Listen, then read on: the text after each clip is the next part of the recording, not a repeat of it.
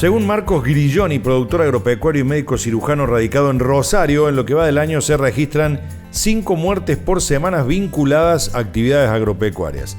El número de muertes semanales no surge de estadísticas oficiales, sino de un trabajo de recopilación que realizó Grilloni junto con una red de colaboradores que son productores, contratistas, periodistas y médicos, y que registran los accidentes ocurridos en distintas regiones del país.